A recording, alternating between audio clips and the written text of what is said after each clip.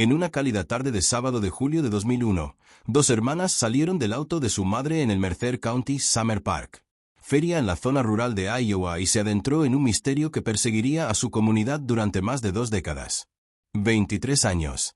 Kale Carlson y su hermana Mea, de 19 años, habían conducido desde su casa en Cedar Falls para asistir al evento anual. Una tradición que habían mantenido desde la infancia.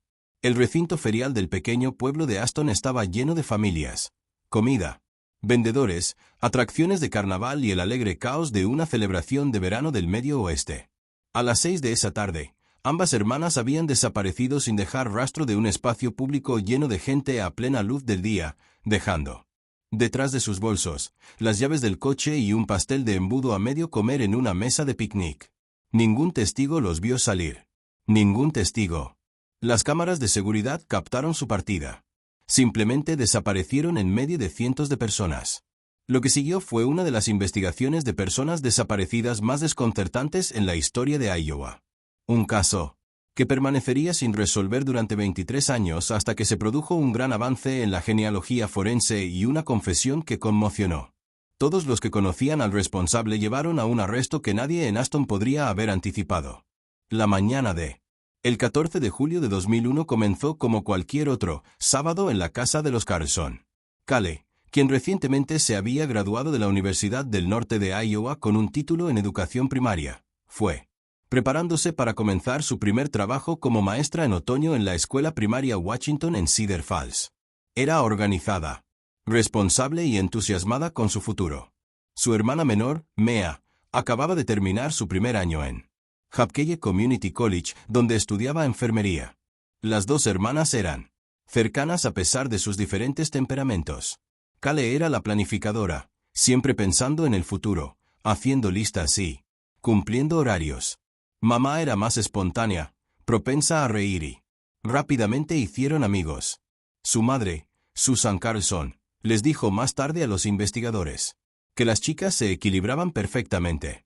Esa mañana, Kale llamó a su madre para confirmar que estaban rumbo a la feria. Susan había planeado unirse a ellos más tarde en la tarde después de terminar su turno en la hospital donde trabajaba como secretaria médica. Kale mencionó que querían llegar temprano para evitar el calor y para capturar al ganado juzgando, algo que siempre había disfrutado desde sus días de infancia mostrando animales 4H. La llamada telefónica fue breve y alegre. Susan recordó que Kale le había dicho que se encontrarían cerca del pabellón principal alrededor de las 4. Esa conversación grabada en la memoria de Susan con dolorosa claridad fue la última. La primera vez que habló con alguna de sus hijas. Kale y Ma llegaron al recinto ferial del condado de Mercer a las aproximadamente a la 1:15 de la tarde. El encargado del estacionamiento, un agricultor jubilado, llamado Harold Jenkins, más tarde identificó su vehículo en su registro, un plateado de 1998. El Honda Accord que Kale había comprado usado el año anterior. Jenkins recordó haber visto a dos mujeres jóvenes. Salen del coche, ambas con ropa de verano.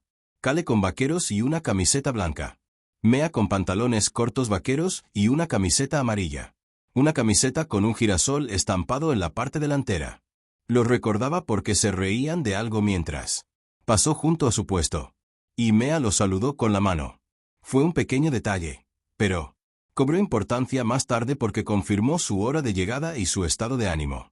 Estaban felices, relajados, y con ganas de que llegara la tarde.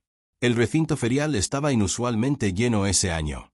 El evento había sido anunciado en varios condados, y el pronóstico del tiempo había prometido cielos despejados y temperaturas moderadas, perfectas condiciones para una reunión al aire libre. Los informes de noticias locales estimaron que más de 2.000 personas asistieron a la feria que día. Los puestos de comida se alineaban en el camino principal vendiendo perritos calientes, limonada, pastel y el famoso todo frito por el que son conocidas las ferias del Medio Oeste. Los niños corrían entre los puestos de juegos intentando ganar peluches. Adolescentes agrupados cerca de la noria. Familias dispersas. Mantas en el césped para ver las actuaciones de la banda por la tarde. Era el tipo de evento donde todos sabían alguien, donde los vecinos se saludaban y los desconocidos se sentían bienvenidos. Kale y Ma fueron vistas varias veces. Durante toda la tarde, personas que los conocían una excompañera de secundaria de Cale, Jennifer Morton. Los vio cerca de los establos alrededor de las 2. Saludó, pero no se acercó porque estaba con su cría. Niños y tenían prisa. Una cajera del puesto de limonada, Ruth Brennan, recordó haberles servido alrededor de 3:30 porque Mea había bromeado sobre la necesidad de hielo extra para sobrevivir al calor. Ruth luego le dijo a la policía que ambas chicas parecían perfectamente normal, charlando y sonriendo, sin mostrar signos de angustia o preocupación. Otro testigo, un hombre llamado Gary Ulcomb, que dirigía el puesto de lanzamiento de aros, recordó que Mea probó suerte en. Su posición era de 4-4. Ella no ganó, pero se rió de ello y tomó una foto con una cámara desechable. Esa fotografía, revelada posteriormente con la cámara que se encontró en el bolso de Cale, me mostró sonriendo junto a una torre de botellas apiladas, con el rostro iluminado por el sol de verano. Aproximadamente a las 4:10 de la tarde. Por la tarde, ambas hermanas fueron vistas sentadas en una mesa de picnic cerca del pabellón principal. Este avistamiento fue confirmado por varios testigos que esperaban en la fila del puesto de pasteles de embudo junto a la mesa. Las hermanas compró un pastel de embudo para compartir junto con 2 botellas de agua. Se sentaron uno frente al otro, hablando y comiendo. Sus bolsos junto a ellos en el banco. Una testigo, una mujer llamada Diane Fisher, recordó específicamente. Al notar que Cale miraba su reloj como si esperara a alguien, este detalle coincidía con el plan que las hermanas habían trazado con su madre se reunirá a las 4 cerca del pabellón. Susan Carson llegó al recinto ferial. A las 4:20, se retrasó por un tráfico más denso del que había previsto. Aparcó rápidamente y caminó hacia el pabellón principal, escudriñando la multitud en busca de sus hijas. Al llegar a la zona, buscó las mesas de picnic, donde las familias solían reunirse. Vio la mesa donde Cale y Ma habían estado sentadas. El pastel de embudo todavía estaba allí, a medio comer, espolvoreado con azúcar glass. 2 botellas de agua estaban junto a. Uno todavía estaba 3/4 lleno. 2 bolsos, uno de cuero marrón y otro de mezclilla, descansaban sobre el banco, pero las hermanas se habían ido. Al principio, Susan no se alarmó. Ella supuso que se habían alejado para ir al baño o mirar algo cercano. Se sentó a la mesa a esperar, revisando su teléfono en busca de mensajes. No había ninguno. Llamó al celular de Cale. Teléfono. Sonó 4 veces y saltó el buzón de voz. Intentó llamar a Mela. Lo mismo. Resultado. Susan caminó por el área del pabellón, mirando a la multitud, esperando. Veía a sus hijas salir del baño o regresar de un puesto de venta. Pasaron los minutos. 5, luego 10. Entonces, 15. La inquietud empezó a instalarse en su pecho. Susan regresó a la mesa. La comida y los bolsos seguían allí, intactos. Abrió el bolso de Cale, algo que normalmente no haría, y encontró el teléfono celular de su hija dentro, junto con su billetera, las llaves del auto y un. Cale usaba un pequeño cuaderno de espiral para sus listas de tareas. El bolso de Mea contenía artículos similares, su teléfono, una billetera con su identificación, $20 en efectivo, brillo labial y un paquete de chicles. Todo lo que una persona querría. Si planeaban abandonar el recinto ferial, la pregunta seguía sobre la mesa. La preocupación de Susan se convirtió en miedo. Se acercó a un voluntario de seguridad apostado cerca del pabellón y le explicó la situación. El voluntario, un hombre de mediana edad que vestía un chaleco naranja, llamó por radio a otros miembros del personal para preguntar si alguien había visto a 2 mujeres jóvenes. Coincide con la descripción. Nadie lo había hecho. Sugirió que Susan revisara los primeros auxilios. Tienda de campaña por si alguno de ellos se sentía mal. Se apresuró a llegar, con el corazón latiéndole con fuerza, pero la enfermera de turno dijo que nadie. Habían llegado los bolsos que coincidían con su descripción. Susan regresó a la mesa de picnic, ahora agarrando firmemente ambos bolsos, sus manos temblando. Otros asistentes a la feria comenzaron a notar su angustia. Un pequeño grupo se reunió, preguntando si podían ayudar. Alguien sugirió hacer un anuncio por el altavoz. A las 4:55, se hizo un anuncio a través del sistema de megafonía del recinto ferial, pidiendo a Cale y Ma Carlson que por favor preséntense en el pabellón principal donde esperaba su madre. El mensaje se repitió 2 veces. Nadie respondió. A las 5:15, Susan se había comunicado con el departamento de policía de Aston.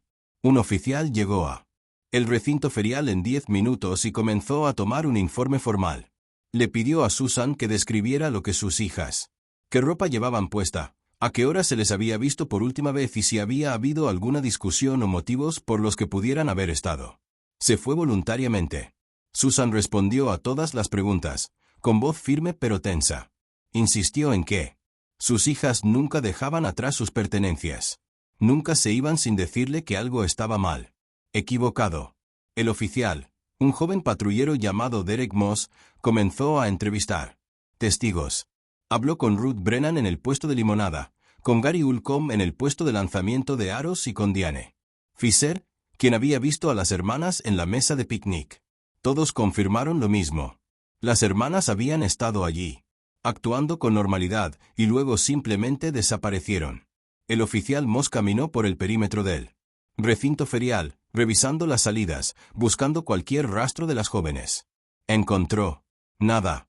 A las 6:30, el jefe de policía de Aston, un veterano llamado Robert Klene, llegó al lugar y elevó la situación a un caso activo de persona desaparecida. Se inició una búsqueda en el recinto ferial. Inmediatamente, voluntarios y oficiales fuera de servicio se desplegaron por la propiedad, revisando baños, áreas de almacenamiento, vehículos estacionados y zonas boscosas a lo largo de la cerca perimetral. Anuncios. Continuó por el altavoz. La multitud, que se había ido dispersando a medida que se acercaba la noche, se quedó en silencio y atentos. Los padres abrazaban a sus hijos. Las parejas mayores susurraban con preocupación. Todos querían para ayudar, pero nadie tenía respuestas. Mientras el sol se ponía sobre el maifal de Iowa que rodeaba Aston, proyectando largas sombras. Al otro lado del recinto ferial, Cale y Ma Carlson seguían desaparecidas. Habían desaparecido de un espacio lleno de gente, a plena luz del día, dejando atrás todas sus posesiones. ¿Cómo desaparece alguien así? La investigación sobre la desaparición de Cale y Ma Carlson comenzó en serio la mañana después de que desaparecieron de la feria de verano del condado de Mercer. El jefe Robert Klene reunió a todos los oficiales disponibles del Departamento de Policía de Aston, una fuerza de solo 8 personas a tiempo completo, y solicitó asistencia de Iowa División de Investigación Criminal. A las 7 de la mañana del domingo, 15 de julio, se había establecido un centro de mando en el edificio principal de oficinas del recinto ferial. Había mapas distribuidos en mesas, testigos. Se estaban compilando listas y los equipos de búsqueda se estaban organizando en patrones de cuadrícula para cubrir cada centímetro de la propiedad y alrededores. Cale y Ma no eran solo nombres en un reporte de persona desaparecida. Eran hijas, hermanas, amigas y miembros activos de una comunidad muy unida que se enorgullecía de cuidar de los suyos. Cedar Falls, donde vivía la familia Carlson, era una ciudad universitaria de aproximadamente 36.000 personas, lo suficientemente grande como para tener comodidades, pero pequeño. Suficiente para que todos parecieran conectados por 1 o 2 grados de separación. Cale había sido líder estudiantil en la Universidad del Norte de Iowa, donde trabaja como voluntaria en programas de alfabetización y da clases particulares a niños después de la escuela. Los profesores la describieron como una persona dedicada y reflexiva, alguien que realmente se preocupaba por marcar una diferencia en los jóvenes vidas. Ya la habían contratado para su primer puesto como profesora y había pasado el verano preparando planes de lecciones y decorando su futura aula con tableros de anuncios que había hecho a mano. Mea, aunque más joven y aún encontrando su camino, fue igualmente querido. Trabajaba a tiempo parcial en una cafetería cerca del campus, donde los clientes habituales la conocían por su nombre, y solicitó su sección por su cálida personalidad y su sonrisa rápida. Los instructores de enfermería en Hapkeye Community College elogiaron su compasión y atención al detalle durante la práctica clínica. Rotaciones. Soñaba con trabajar en pediatría, con consolar a los asustados niños y ayudar a las familias a afrontar situaciones médicas difíciles. Sus amigos la describieron como el tipo de persona que recordaba cumpleaños, que se comunicaba con alguien cuando parecía deprimido, que hacía que la gente se sintiera valorada. La idea de que algo terrible les hubiera sucedido a cualquiera de ellos, y mucho menos a ambos, Era incomprensible para quienes los conocían. Susan Carlson pasó la noche después de que sus hijas desaparecieran sentada en la oficina del jefe Klein, respondiendo preguntas, proporcionando fotografías y tratando de pensar en algo que pudiera ayudar. Era una mujer serena, de esas que manejó las crisis manteniéndose ocupada y útil. Pero la tensión era visible en la tensión alrededor de sus ojos y la forma en que le temblaban las manos al servir café. Les dijo a los investigadores que Cale y Ma no tenían enemigos, ni enemigos enfadados. Exnovios, sin disputas con nadie que explicara lo sucedido. Eran jóvenes cuidadosas que no corrían riesgos innecesarios. No consumían drogas. No bebían en exceso. Y ciertamente no habrían ido a ningún lado con un extraño sin decírselo primero a su madre. El Carlson. La familia ya había vivido tragedias antes. El padre de la niña, Michael Carlson, había muerto en un accidente agrícola cuando Cale tenía 12 años y Mao 8. Susan los había criado sola, trabajando a tiempo completo y ganando dinero. Estaba segura de que sus hijas tenían todo lo que necesitaban. Las tres habían formado una unidad, apoyándose mutuamente, unas a otras a través del dolor y las dificultades. Susan les había enseñado a sus hijas a ser fuertes, inteligentes y cautelosas. No podía aceptar la idea de que simplemente se había marchado de un lugar público sin decir palabra. Era un desafío. Todo lo que sabía sobre ellos.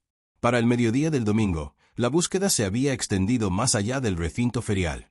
Voluntarios de Cedar Falls y pueblos aledaños llegaron por docenas.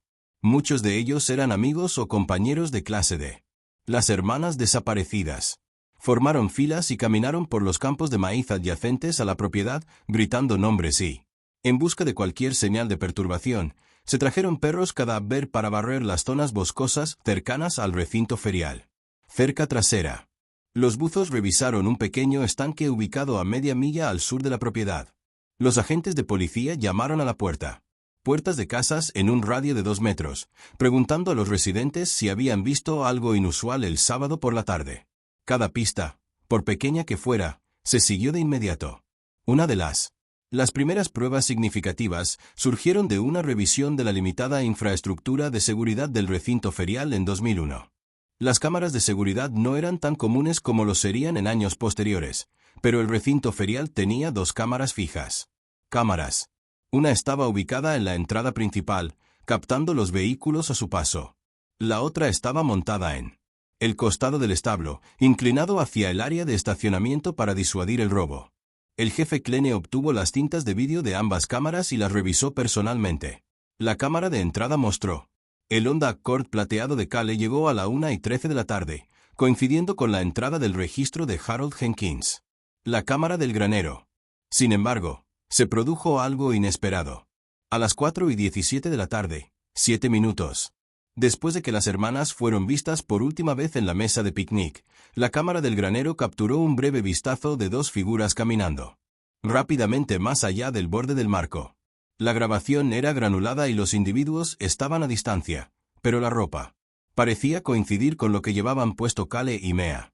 Se movían juntas, no corriendo, sino caminando con determinación, dirigiéndose hacia el extremo este del recinto ferial, donde un camino de acceso de grava conducía a una puerta de mantenimiento. La puerta estaba. Normalmente se cerraba con llave durante eventos públicos, pero era utilizado por vendedores y personal para traer suministros.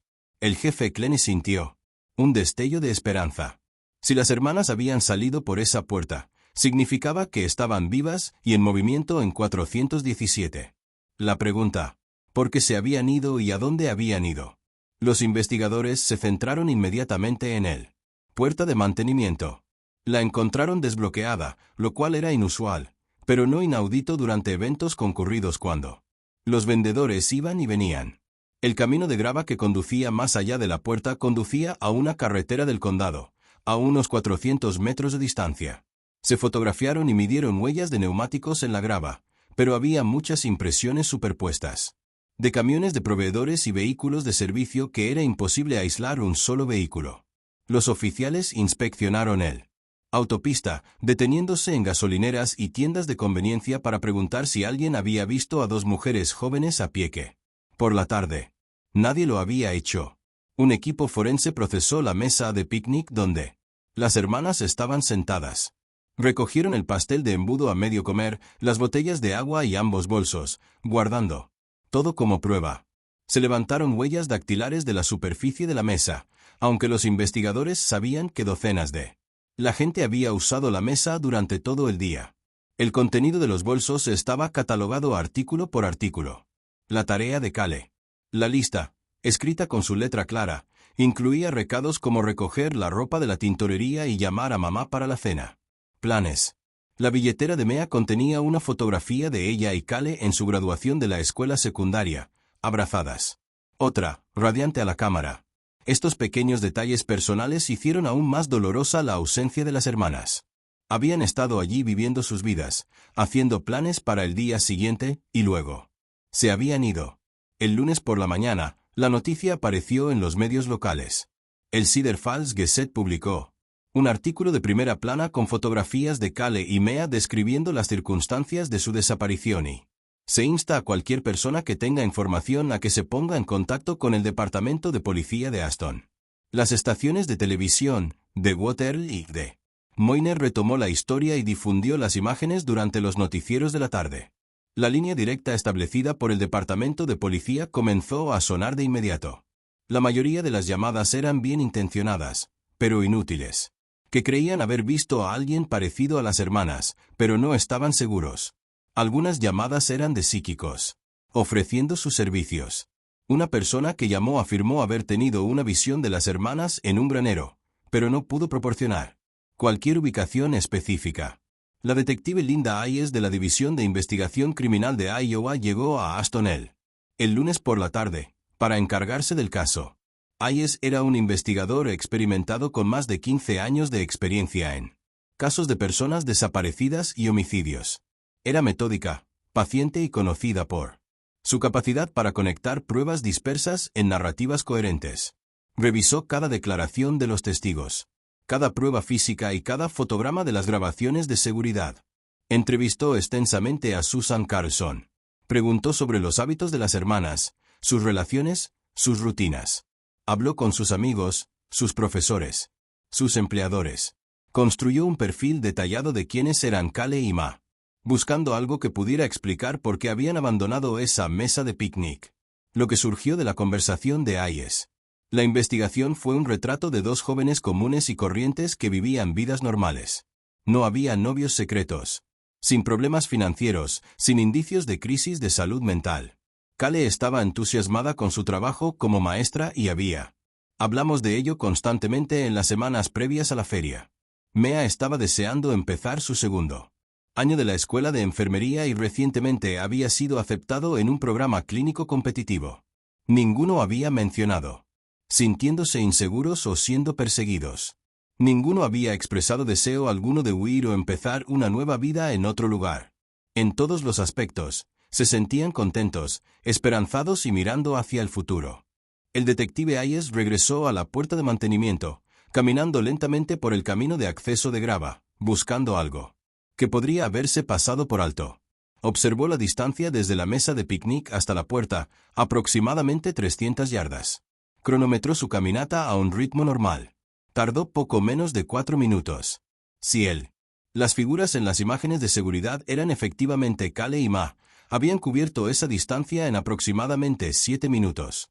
Lo que sugería que no tenían prisa. Caminaban con paso decidido, como si supieran a dónde iban. Pero, ¿por qué y con quién? El martes, se presentó un testigo que no había estado presente. La feria, pero que había estado conduciendo por la carretera del condado adyacente al recinto ferial el sábado por la tarde. Su nombre era Margaret Stiles, una maestra jubilada que vivía en una granja a 3 kilómetros al este de Aston. Volvía a casa después de hacer la compra cuando pasó por el acceso de mantenimiento del recinto ferial alrededor de las 4:30 de la tarde. Recordaba claramente viendo un vehículo estacionado en el arcén cerca de donde el camino de acceso se une a la carretera. Una camioneta oscura, posiblemente azul o gris. Lo había notado porque parecía fuera de lugar. La mayoría de la gente estacionaba en el estacionamiento principal del recinto ferial, no en él. Al costado de una carretera del condado. No recordaba haber visto a nadie dentro de la camioneta ni cerca de ella, y no le había dado mucha importancia. En ese momento. Pero después de ver las noticias sobre las hermanas desaparecidas, se preguntó si podría ser relevante. El detective Hayes añadió el avistamiento de la camioneta a la creciente lista de detalles. Una camioneta oscura cerca de la vía de acceso a las 4:30. Aproximadamente 15 minutos después de que las hermanas fueran vistas caminando en esa dirección. No era prueba de nada, pero era el primer dato que sugería un posible vehículo implicado en su desaparición. Hayes emitió una solicitud a través de los medios de comunicación preguntando a cualquier persona que hubiera visto una camioneta de color oscuro en el área el sábado. Por la tarde, contactó a la policía. También contactó a la patrulla estatal de Iowa para revisar cualquier multa de tránsito o vehículo. Registros que podrían coincidir con la descripción. Al final de la primera semana, más de 150 personas habían sido entrevistados. Se habían recibido cientos de pistas. Los equipos de búsqueda habían cubierto un 20 área de 1 milla cuadrada alrededor del recinto ferial. Y, sin embargo, no había señales de Kaleni McCarlson. Sin ropa, sin objetos personales, sin evidencia física de que explicó a dónde habían ido o qué les había sucedido. Era como si hubieran atravesado una puerta hacia otra dimensión. La comunidad mantuvo la esperanza, organizando vigilias de oración en las iglesias locales y colgando volantes con fotografías de las hermanas en todos los escaparates de Cedar Falls y Aston. Pero bajo la esperanza, una oscuridad. El miedo comenzaba a arraigarse. Los días pasaban y las posibilidades de encontrarlos con vida disminuían. El 22 de julio, 8 días después de la desaparición, un trabajador de la construcción llamado Tom Ridley informó haber encontrado un camiseta amarilla con diseño de girasol en una zanja junto a la carretera 63, aproximadamente a 19 kilómetros al norte de Aston.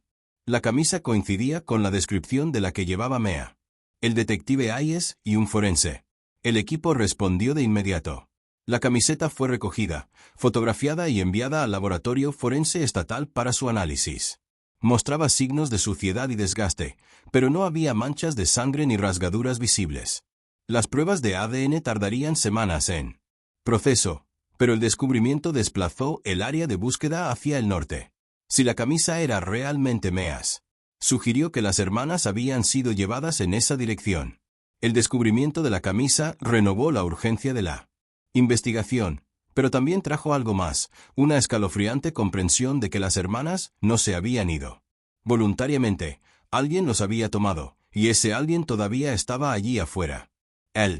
La camiseta amarilla encontrada a lo largo de la carretera 63 se convirtió en la pieza central de la investigación durante los siguientes años. Semanas. Los analistas forenses del Laboratorio de Investigación Criminal de la División de Iowa en Anini trabajaron meticulosamente para extraer cualquier evidencia que la tela pudiera contener. Se recogieron muestras de ADN de las zonas del cuello y las axilas, donde probablemente habría células cutáneas, contenían partículas de tierra incrustadas en las fibras. Analizados para determinar si coinciden con la composición geológica de las zonas cercanas al descubrimiento de la camisa. Polen. Los granos fueron examinados bajo microscopios, con la esperanza de identificar especies de plantas que pudieran limitar el lugar donde se había encontrado la Mea, antes de que la camisa fuera desechada o se perdiera. El proceso era minuciosamente lento, gobernado por las limitaciones de la tecnología forense disponible en 2001, y cada día que pasaba sin respuesta se sentía como un fracaso para Susan Carlson y los investigadores que trabajaban en el caso. La detective Linda Hayes coordinó el esfuerzo de búsqueda ampliado se centró en el corredor de 12 millas entre Aston y el lugar donde Tom Ridley había encontrado el camisa. Los grupos de voluntarios, que ahora suman cientos, se organizaron en equipos que cubrieron sistemáticamente tierras de cultivo, zanjas de drenaje, edificios abandonados y áreas boscosas a lo largo del carretera. Los agricultores locales permitieron que los investigadores recorrieran sus propiedades y muchos se unieron al esfuerzo. Ellos mismos, conduciendo tractores lentamente a través de campos de soja y maíz, mientras voluntarios a pie revisaban las filas en busca de cualquier señal de perturbación. La Guardia Nacional de Iowa proporcionó personal y equipo adicional, incluidos helicópteros, equipado con sensores infrarrojos diseñados para detectar señales de calor que podrían indicar un cuerpo vivo o muerto oculto debajo de la vegetación o escombros. A principios de agosto, el caso había atraído Atención de los medios regionales y luego nacionales. Cable News Network envió reporteros a Cedar Falls para cubrir lo que se le llamaba el misterio de la feria.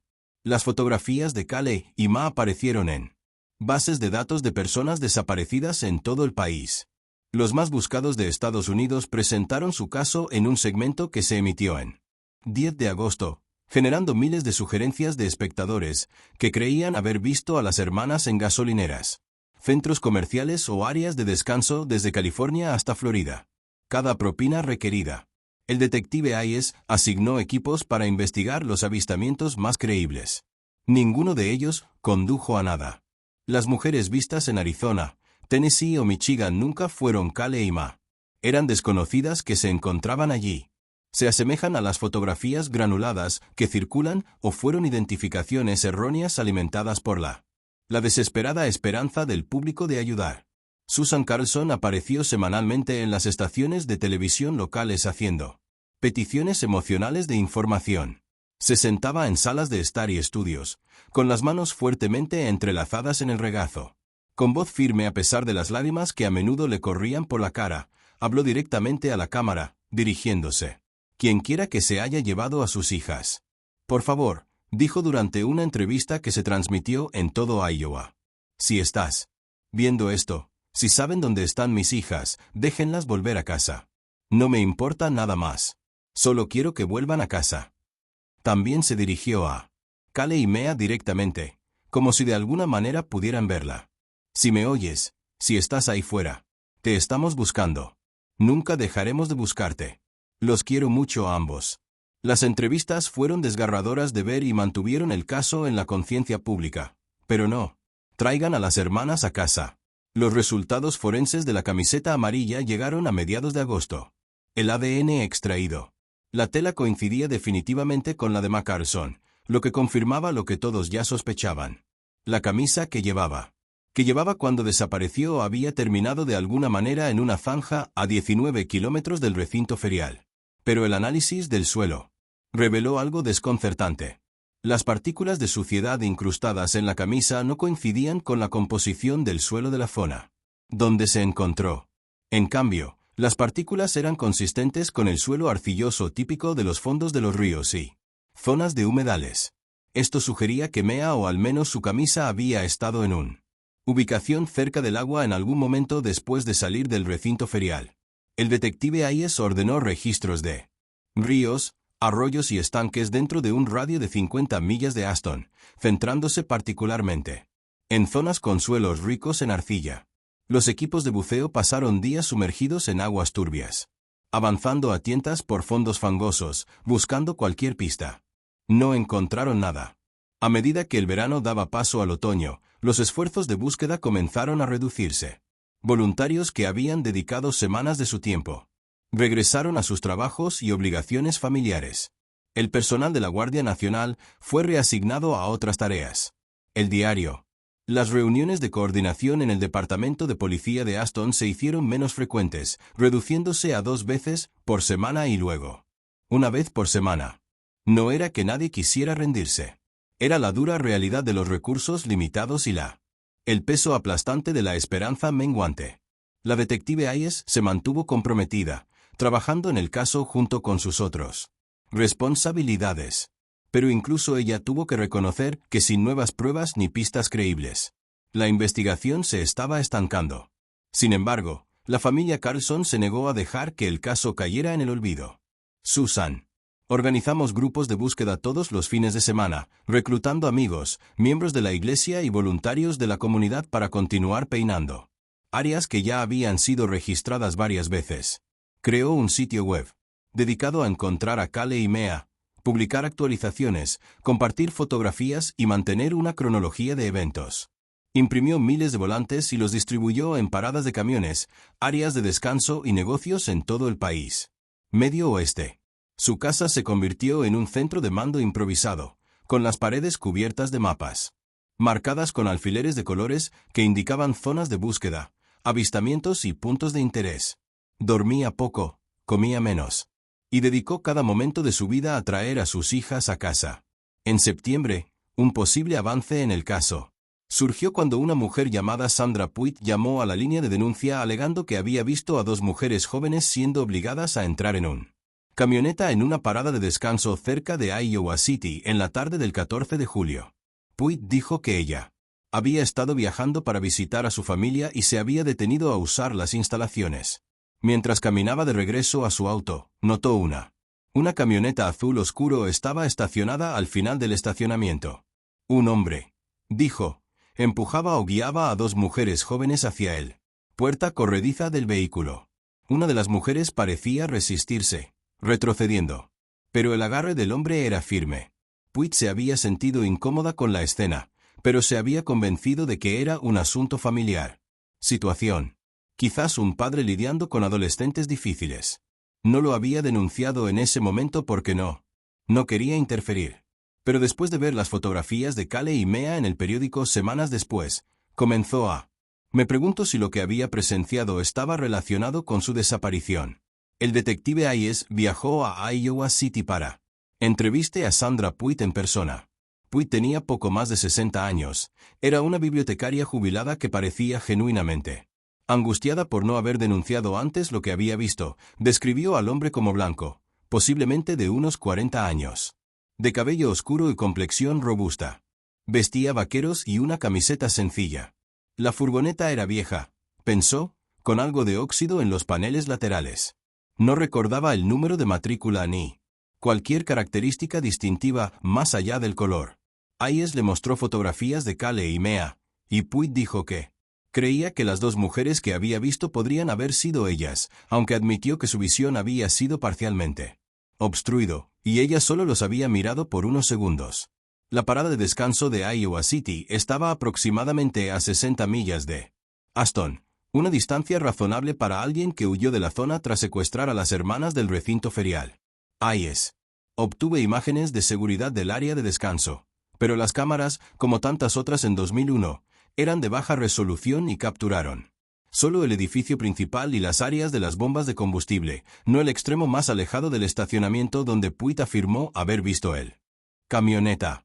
Aún así, el avistamiento se registró en el expediente del caso como una pista creíble. Y Hayes emitió una alerta actualizada solicitando información sobre una camioneta azul oscuro con daños por óxido posiblemente vista en el área de Iowa City el 14 de julio.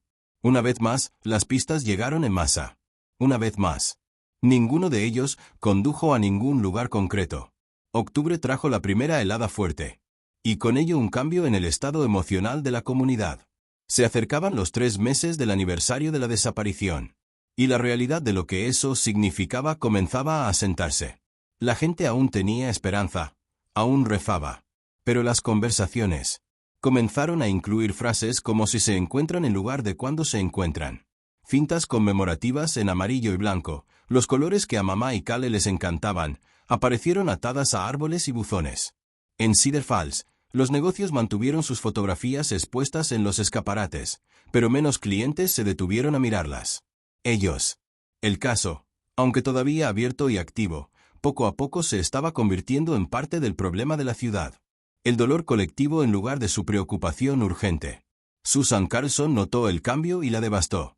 Ella entendió que las personas tenían que seguir adelante con sus vidas, pero no podía aceptar que sus hijas se habían ido. Organizó una vigilia con velas el 14 de octubre, exactamente 3 meses después de la desaparición. Más de 500 personas se reunieron en el estacionamiento del recinto ferial del condado de Merced, sosteniendo velas y cantando himnos. Susan estaba en el centro, rodeada de amigos y familiares, y habló de sus hijas.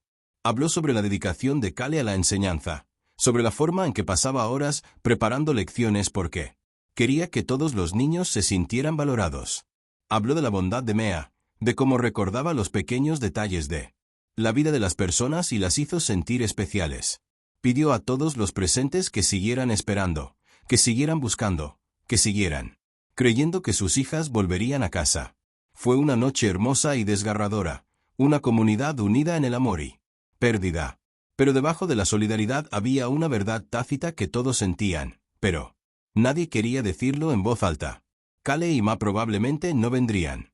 El detective Hayes continuó trabajando en el caso durante el otoño y el invierno, pero las pistas se agotaron casi por completo. Completamente. El avistamiento de la camioneta oscura siguió siendo la información más prometedora, pero sin matrícula o una identificación clara del conductor, era casi imposible rastrearlo. Hayes contactó al FBI para ver si se habían reportado patrones de secuestros similares en otros estados, buscando alguna indicación que el caso Carlson podría estar vinculado a un depredador en serie. La base de datos del programa de aprehensión de criminales violentos del FBI. No se encontraron coincidencias.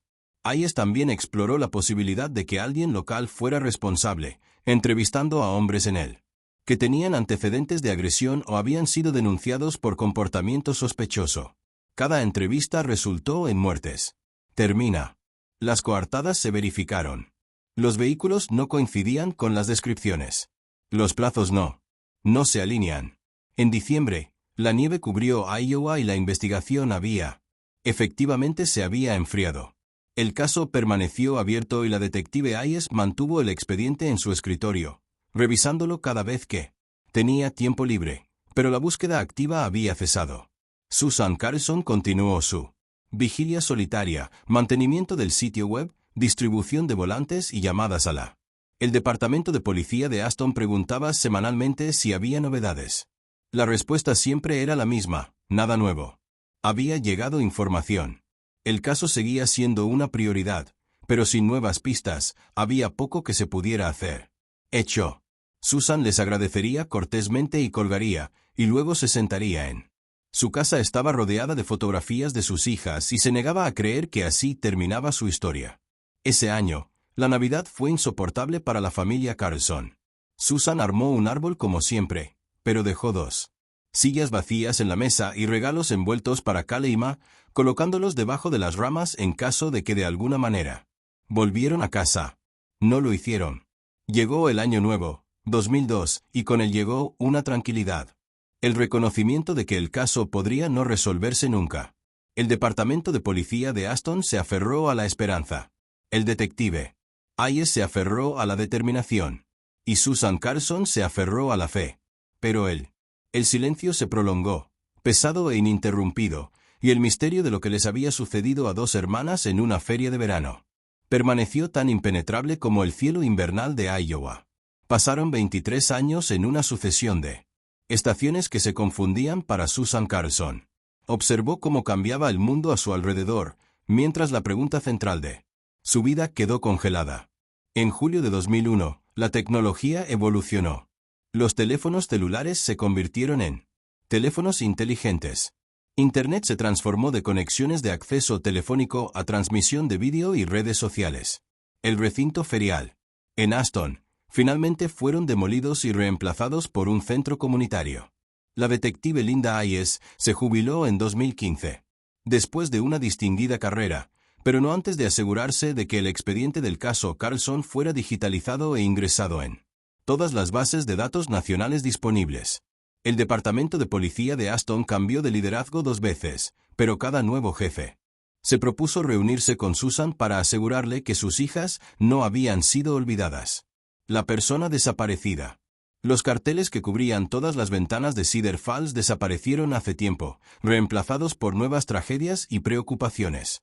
Pero Susan mantuvo activo su sitio web, actualizándolo con fotografías de la edad avanzada que mostraban cómo podrían lucir Cale y Ma, como cuando tenían 40 años. La propia Susan envejeció de maneras que parecían aceleradas por el dolor. Su cabello se volvió completamente gris para su cumpleaños número 50. Las líneas se profundizaron alrededor de sus ojos y boca, bravadas por décadas de noches de insomnio y oraciones sin respuesta. Se jubiló de su trabajo en el hospital en 2018. Incapaz de mantener la concentración requerida para la administración médica cuando su mente se desviaba constantemente hacia sus hijas. Vivió modestamente con su pensión y la seguridad social, dedicando todo el tiempo y dinero que tenía a mantener vivo el caso. Asistió a conferencias para familias de personas desaparecidas, se conectó con otras madres que comprendían su situación particular, marca del limbo, y rechazó toda sugerencia de que se celebrara un servicio conmemorativo. «Tienes memoriales para los muertos», decía con firmeza. «Mis hijas están desaparecidas. Eso es diferente». En el verano de 2024, un genealogólogo genético forense llamado Dr. Melissa Chen recibió una solicitud de la División de Investigación Criminal de Iowa para revisar varios casos sin resolver utilizando genealogía genética investigativa, una técnica que había revolucionado el trabajo de casos sin resolver durante los 6 años anteriores. El Dr. Chen trabajaba para una empresa privada que se asociaba con agencias policiales para identificar sospechosos o víctimas desconocidos. Mediante análisis de ADN y reconstrucción de árboles genealógicos, la técnica atrajo la atención internacional en 2018, cuando se utilizó para identificar al asesino del Estado Dorado, y desde entonces, se ha empleado para resolver cientos de casos previamente irresolubles. El caso Carlson estaba en la lista del Dr. Chen porque el ADN. Se habían recogido muestras en 2001 de la camiseta amarilla de Mea, pero no había ninguna coincidencia en el índice de ADN combinado del FBI. Sistema en ese momento. Esas muestras se habían conservado cuidadosamente, almacenadas en una instalación de pruebas con clima controlado, esperando que la tecnología se ponga al día. El Dr. Chen extrajo el perfil de ADN del 2001 muestras y las subí a GEDmatch, una base de datos de genealogía pública donde los usuarios comparten voluntariamente su información genética para encontrar parientes y construir árboles genealógicos. En cuestión de horas, el sistema identificó varias coincidencias genéticas distantes, personas que compartían pequeños segmentos de ADN con el perfil desconocido de la camisa de Mea. No eran parientes cercanos como hermanos o padres, sino primos terceros y primos cuartos. Conexiones separadas por generaciones, pero aún rastreables mediante una cuidadosa investigación genealógica. El Dr. Chen comenzó el minucioso proceso de construir árboles genealógicos para cada coincidencia, trabajando en sentido inverso a través de los registros de nacimiento, matrimonio, certificados, datos del censo y obituarios. Construyó diagramas elaborados, mostrando cómo se conectaban varias ramas de familias, buscando el punto donde convergían los árboles, el punto común.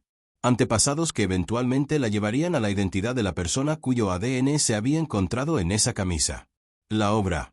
Se necesitaron 3 semanas de investigación intensiva realizadas en colaboración con un equipo de genealogólogos especializados en este mismo tipo de investigación. Trabajaron durante los fines de semana, cotejando documentos históricos, con coincidencias de ADN, eliminando ramas que no encajaban en los parámetros geográficos o temporales, y poco a poco, reduciendo las posibilidades. El 2 de agosto de 2024, la doctora Chen la envió hallazgos al agente especial Marcus Reeves, el actual investigador principal del caso Carlson en el DCI de Iowa. El informe fue detallado y definitivo.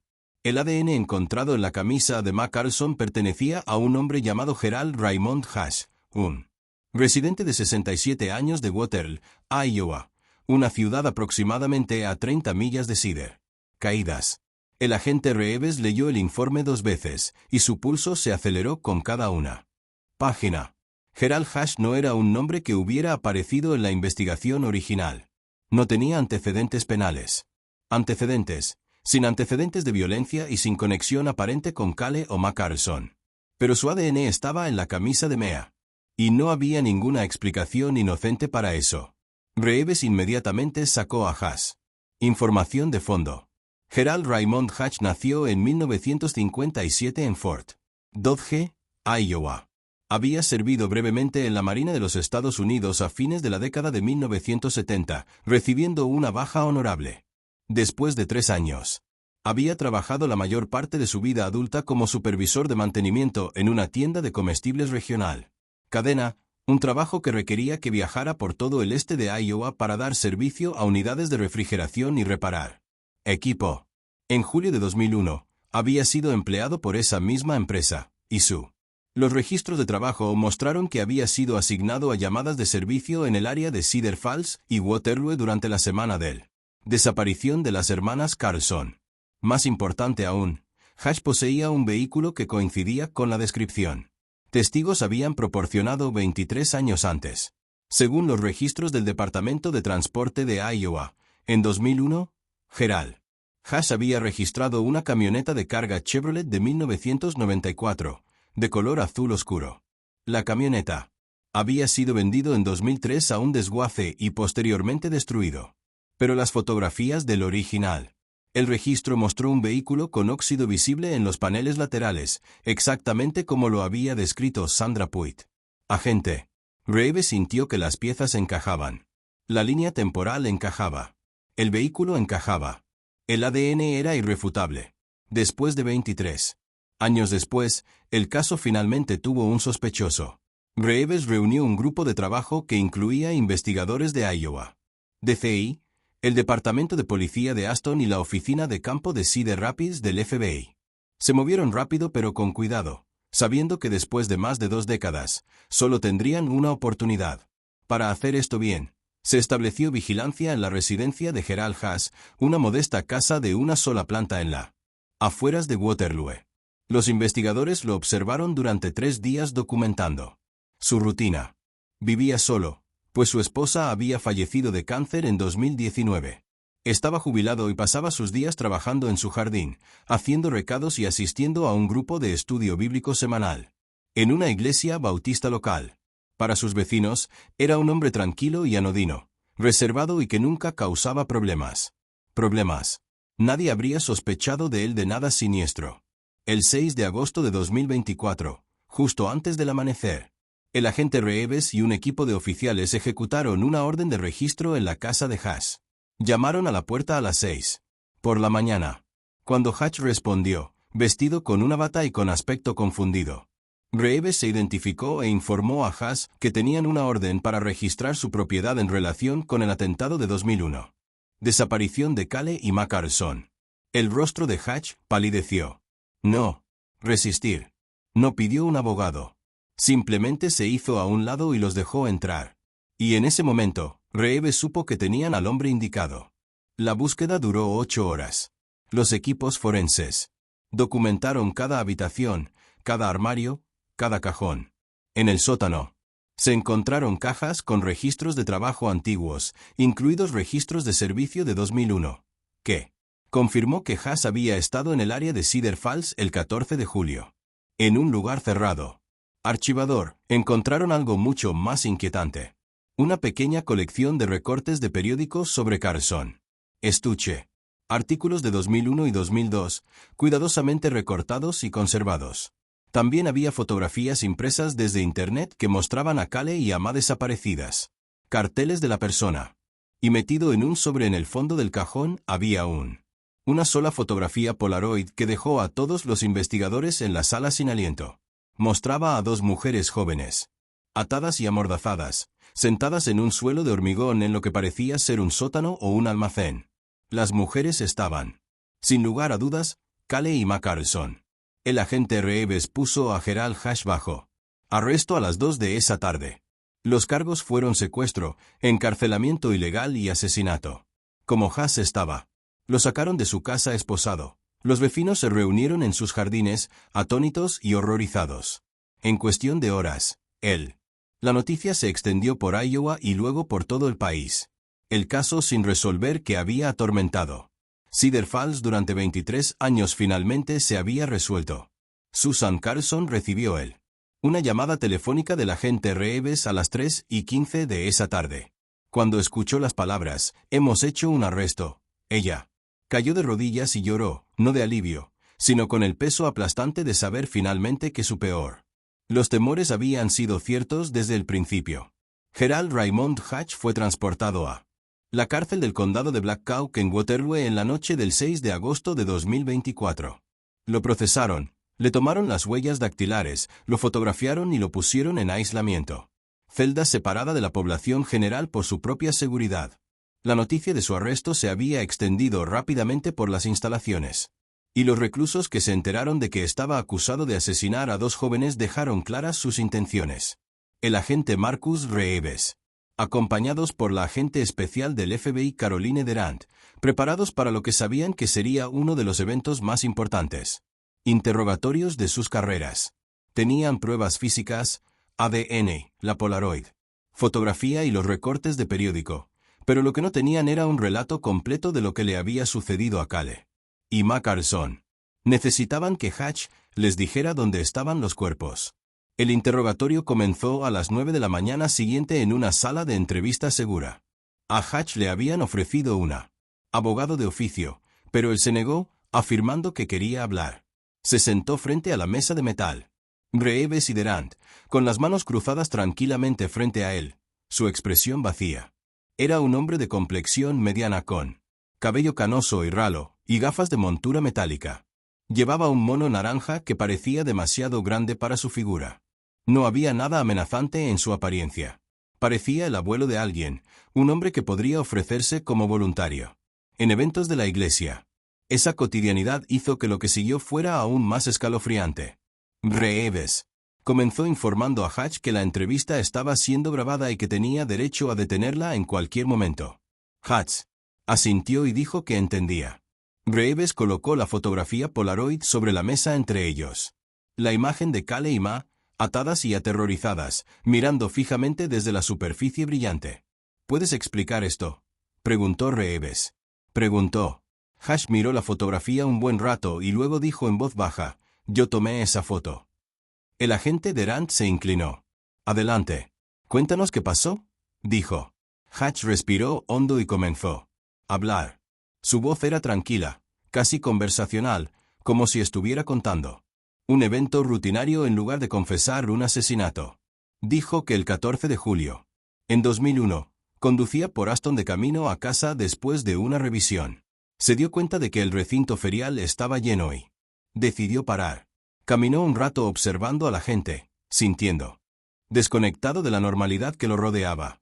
Fue entonces cuando nos vio a Cale y a mí, sentados en la mesa de picnic cerca del pabellón principal. Hatch los describió en detalle. Lo que vestían, cómo se reían.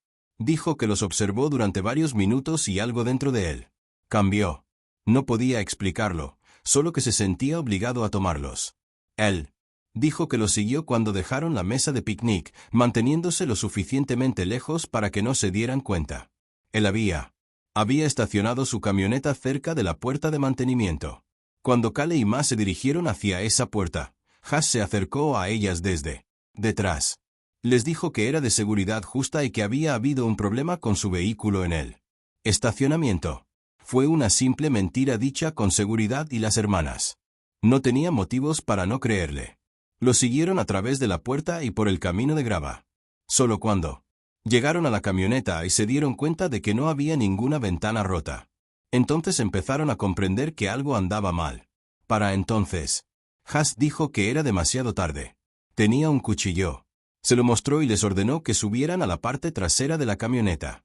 El agente Reeves preguntó a dónde los había llevado.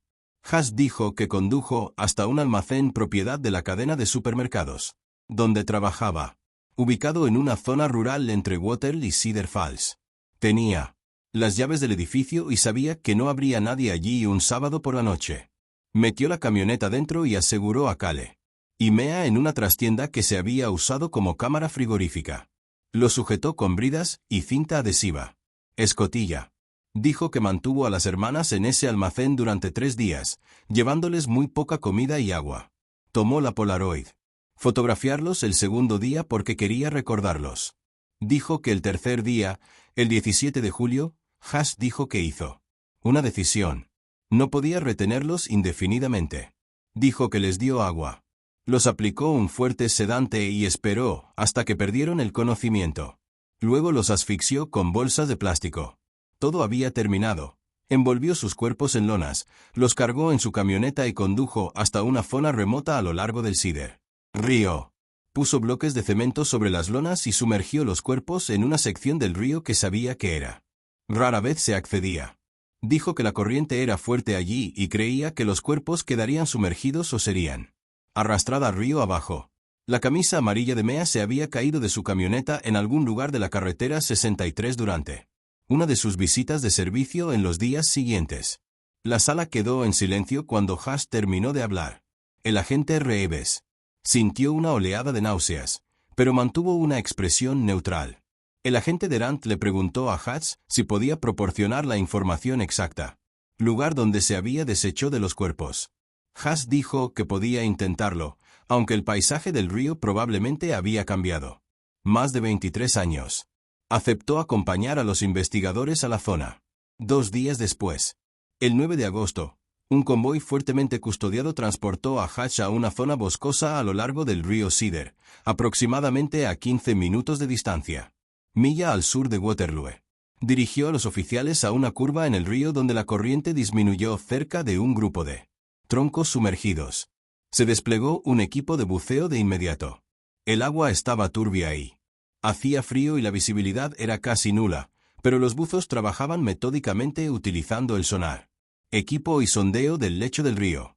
Al tercer día de búsqueda, el 11 de agosto, los buzos localizaron restos sumergidos lastrados con bloques de hormigón a aproximadamente 3,6 metros de profundidad.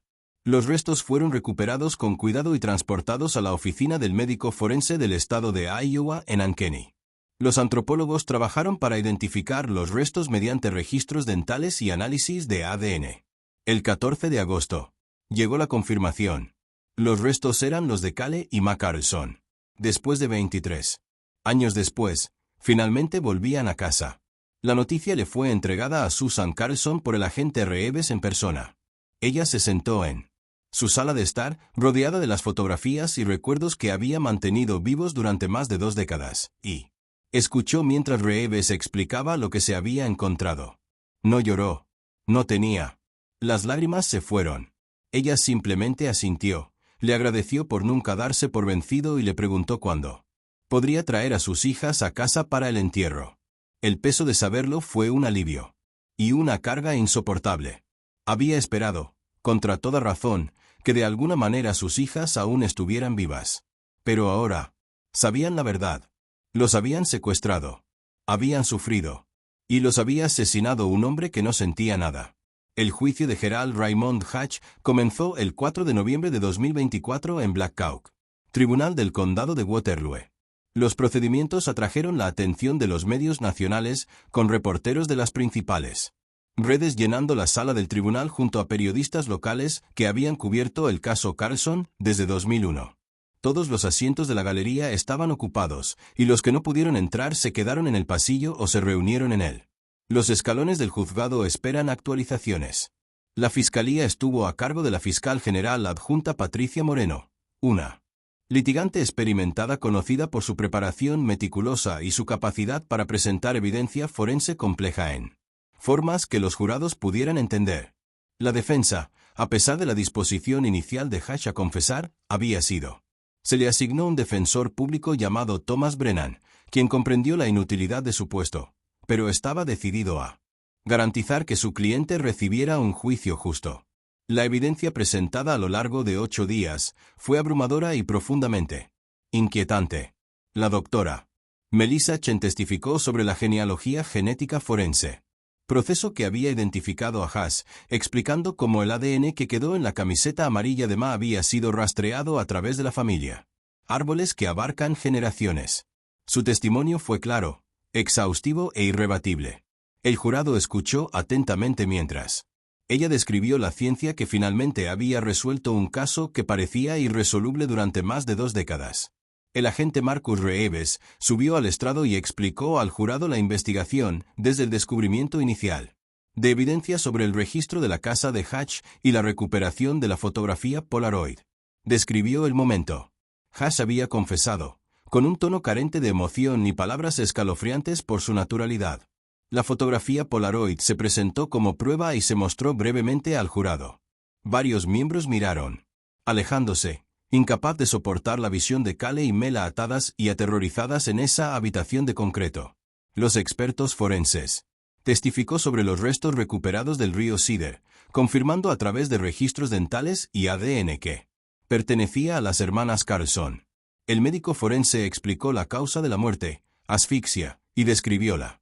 Se encontraron evidencias de inmovilización prolongada en los restos óseos. Cada testimonio construía una narrativa irrefutable de secuestro, encarcelamiento y asesinato. Susan Carlson testificó en el 5º día del juicio. Llevaba un sencillo vestido negro y llevaba una fotografía de sus hijas, una tomada en una reunión familiar años antes de que desaparecieran. Su voz era firme mientras describía Cale y Ma, no como víctimas, sino como mujeres jóvenes vibrantes con sueños y futuros que les habían sido robados. Habló sobre la emoción de Cale por su carrera docente, sobre los planes de clase que había preparado y las decoraciones del aula que había hecho a mano. Ella habló de la compasión de Ma, de cómo quería ser enfermera pediátrica y consolar a niños asustados. Parecía directamente a Gerald Haas, sentado en la mesa de la defensa con la cabeza gacha, y dijo: «Les quitaste todo. Me quitaste todo, pero nunca les quitarás su memoria. Serán recordados por quienes fueron, no por lo que les hiciste». La defensa no presentó testigos ni ofreció ninguna explicación alternativa para él. Pruebas. El alegato final de Thomas Brennan fue breve y sombrío. Reconoció la culpabilidad de su cliente y declaró que nada podía excusar lo que se había hecho, y pidió únicamente que el jurado considerara los hechos tal como se presentaron sin emoción. Fue un esfuerzo feudal, y todos en la sala lo sabían. El alegato final de Patricia Moreno fue poderoso y devastador. Recordó al jurado que Kale y Mea habían sido robadas de un lugar de alegría y seguridad, tomadas por un hombre que las veía no como seres humanos, sino como objetos para poseer. Ella describió los 3 días que habían pasado en cautiverio, el terror que debieron sentir, la esperanza a la que debieron aferrarse, que alguien los encontraría. Recordó al jurado que sus cuerpos habían sido arrojados a un río escondidos durante 23 años. Años mientras su madre buscaba, esperaba y se negaba a rendirse. Pidió al jurado que emitiera un veredicto que reflejó la magnitud del crimen y honró la memoria de 2 hermanas que merecen justicia. El jurado deliberó por menos de 4 horas. El 13 de noviembre regresaron con un veredicto de culpabilidad por todos los cargos, incluidos 2 cargos de asesinato en primer grado, 2 cargos de secuestro y múltiples cargos de abuso de un cadáver. Gerald Hatch no mostró ninguna reacción mientras se leía el veredicto. Se sentó, inmóvil, mirando fijamente la mesa frente a él, con las manos cruzadas como habían estado durante todo el juicio. La sentencia se dictó una semana después. La jueza, una respetada jurista llamada Honorable Karen Delgado, se dirigió a la sala del tribunal antes de dictar sentencia. Habló sobre la responsabilidad del sistema de justicia para proteger a los inocentes y exigir responsabilidades a quienes cometen actos atroces. Señaló que Gerald Haas había no solo se llevó 2 vidas, sino que también infligió décadas de sufrimiento a una familia y una comunidad. Lo condenaron a cadena perpetua sin posibilidad de libertad condicional por cada cargo de asesinato que se cumpliría consecutivamente. En total, Hatch recibió 2 cadenas perpetuas más 50 años adicionales. Moriría en prisión. El funeral de Kale y Mea Carlson se llevaron a cabo el 23 de noviembre de 2024 en Grace Lutheran Iglesia en Cedar Falls, la misma iglesia donde fueron bautizados de niños. Asistieron más de 800 personas, llenando cada banco y derramándose en el salón social donde el servicio se transmitió en pantallas. Los ataúdes estaban cerrado, cubierto con tela blanca y rodeado de arreglos de flores amarillas y blancas. Susan Carlson se sentó en la primera fila, flanqueada por primos y amigos cercanos, con las manos agarrando la fotografía que había llevado a cabo durante todo el juicio. El pastor habló sobre la fe, sobre el poder entrañable del amor y sobre la certeza de que Kale y Ma finalmente estaban en paz.